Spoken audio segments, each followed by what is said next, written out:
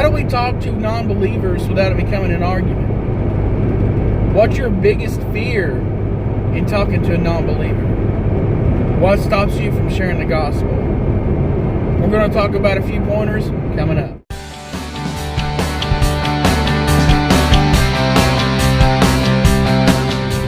Hey guys, Waldo here with Daily We Rise.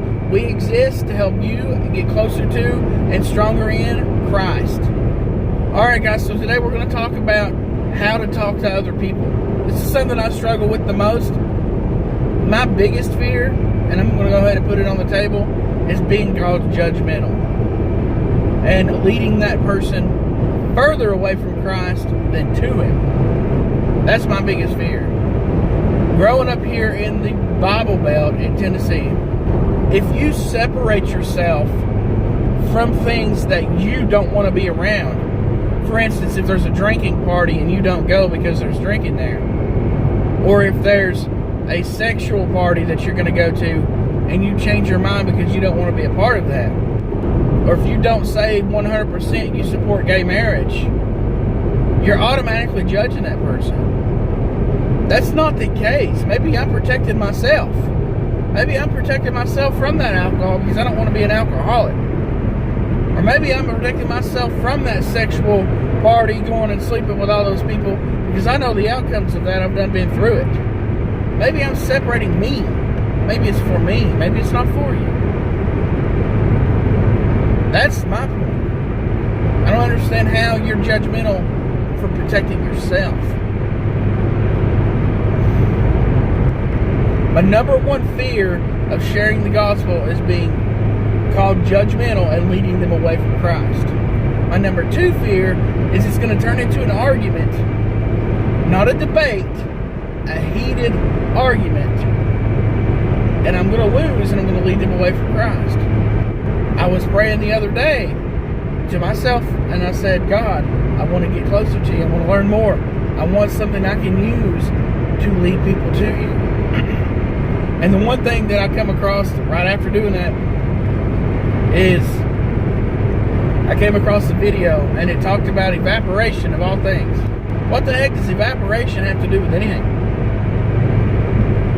Evaporation is the number one thing that I'm going to use in a debate from now on. And when I say debate, I mean a conversation. I want to have a conversation with you back and forth without either one of us getting mad, and both of us learn something in that conversation. It would be awesome to have that. And you can't have that very often. That's why you can't talk about religion at work. Because so many people get mad about it and it becomes a conflict. In Jeremiah 10:13 says this: When he uttereth his voice, there is a multitude of waters in the heavens, and he causeth the vapors to ascend from the ends of the earth. He maketh lightning and rain, and bringeth forth the wind of his treasures.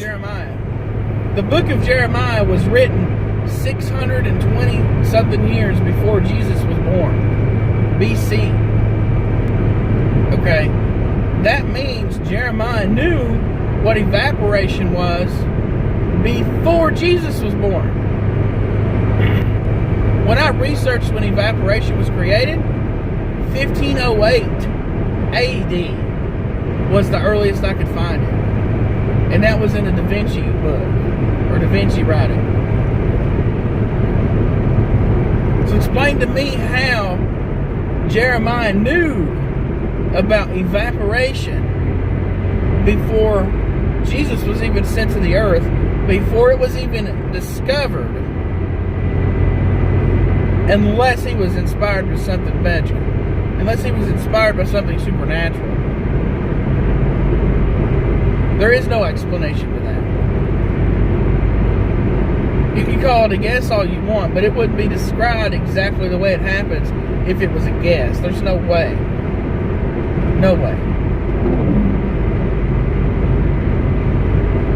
That's my favorite thing. I'm gonna use that to help others understand. There's got to be something there. Whether they believe in God after that conversation or not, I don't know. But you planted the seed. All you can do is plant the seed. Just because you planted it doesn't mean that you're meant to water it. You planted that seed. Someone else is going to reap the harvest. Someone else is going to water that seed and grow it.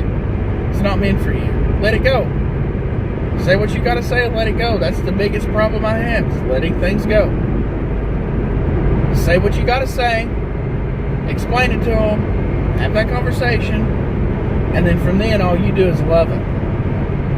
Don't push it down their throat. Love them. Love them to God.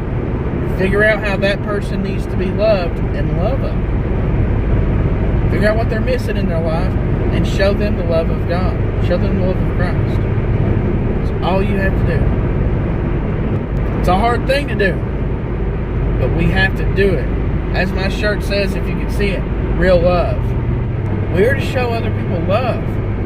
The way we do that is we figure out how that person needs to be loved and do it. You may wonder, how do you find out how someone needs to be loved? Time. Spend time with that person. Get to know them. Learn a little bit about them. Take them out to dinner. Take them out to coffee. Whatever it is you want to do. Learn about that person. Spend time with that person. Show that person you care.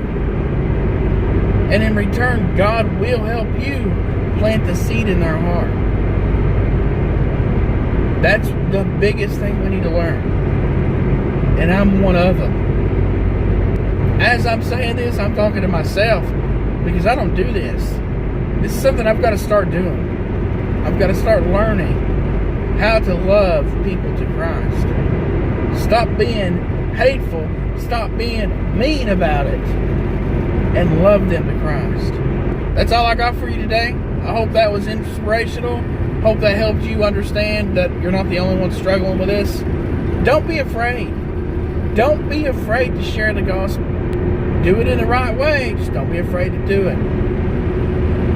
All you have to do is tell your story and let it go. Alright guys, that's all I got for you.